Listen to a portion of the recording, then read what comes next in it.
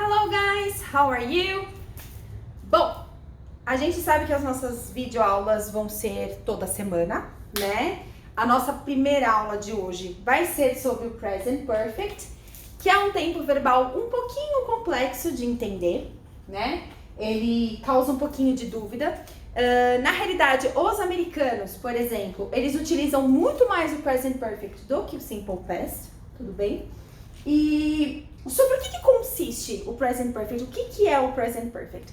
O Present Perfect nada mais é do que uma ação lá do passado que ela reflete nos dias de hoje, tá? No presente. Como assim, Pro? Ó, a teacher escreveu uma frase aqui, ó. She has changed a lot. Então, ela tem mudado muito.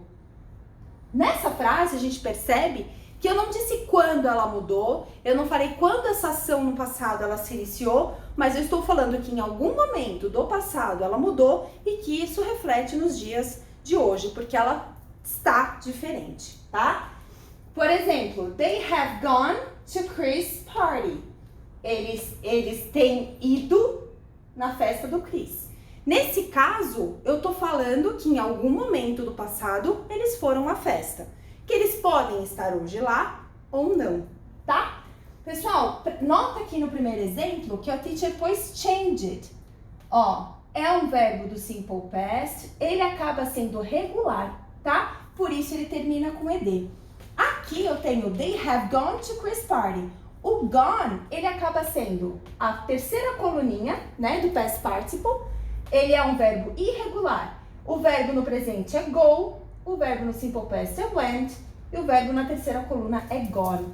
Nesse caso, a gente tem sempre que ficar atento. Se o verbo for regular, não tem dificuldade nenhuma. Vocês vão pegar ele e vão colocar ele no ed como se fosse no Simple Past e vão manter ele na frase. Se o verbo for irregular, se o verbo for irregular, você vai olhar lá na tabelinha, vai ter 3 coluninhas. A primeira, Simple Present, a segunda no Simple Past e a terceira no Past Participle, tá bom?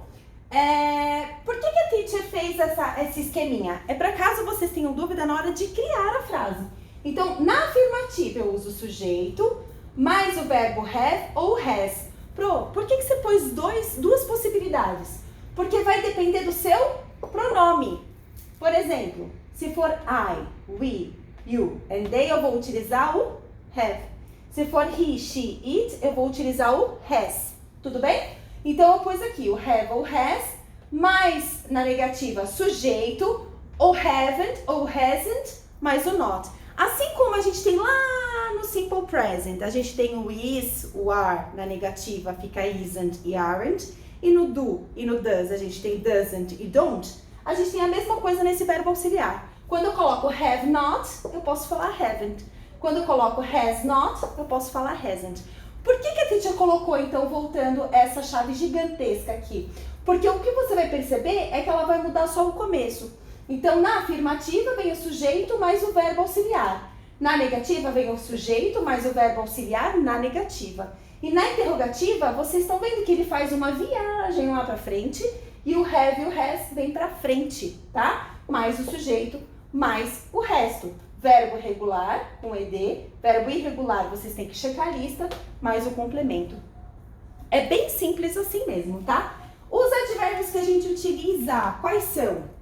Just, already, yet, never, ever, lately, recently, since and for.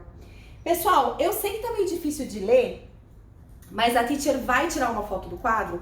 O que a teacher vai pedir pra vocês é o seguinte: quando a teacher mandar para vocês a foto, copia a gramática no caderno, como se vocês estivessem em sala, tudo bem? Como se vocês estivessem na aula comigo.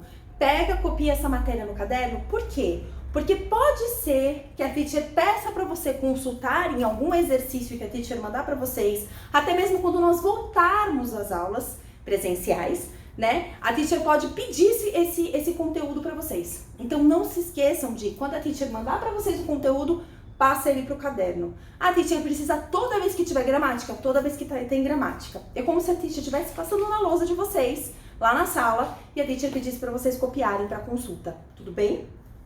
Ó, Aí vocês geralmente perguntam pra mim, porque professor de inglês tem essa mania, né? Porque a gente sempre pede pra vocês decidirem qual é a melhor forma pra saber se vocês sabem o uso real ou não.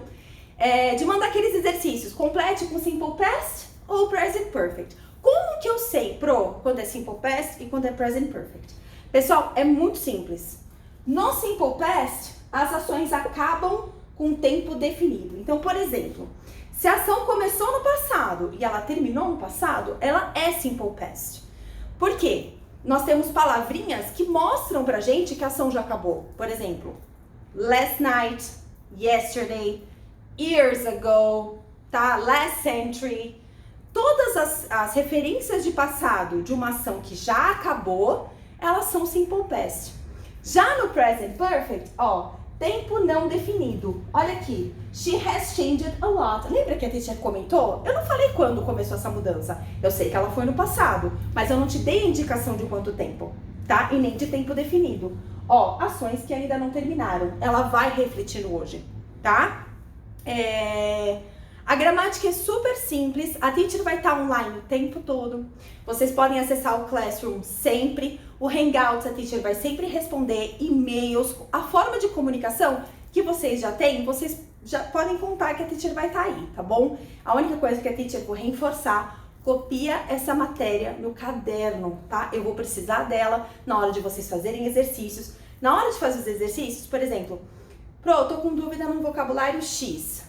Mantenha o dicionário, pode ser online, pode ser físico, também pode me mandar mensagem, mas eu acho difícil vocês ficarem me mandando mensagem perguntando cada palavrinha que vocês não entenderem. Mas caso, por exemplo, teacher, não entendi o quadro, por exemplo, não entendi qual foi essa passagem, ou o porquê que o verbo aqui vai pra frente, a teacher explica pra vocês. Só a única coisa que a teacher pede é que, na hora que vocês tiverem a dúvida, vocês não fiquem com essa dúvida. Me manda essa dúvida de volta pra gente poder praticar nos exercícios. Lembra, toda vez que a teacher mandar o vídeo com a gramática ou com matéria nova, acoplado, juntinho, a teacher vai pôr os exercícios para vocês praticarem. Como se fosse uma aula normal. A teacher passa a gramática e depois nós trabalhamos o exercício em sala. Vai ser a mesma coisa, minha aula não vai mudar muito, tá bom? Um beijo, kisses, bye bye.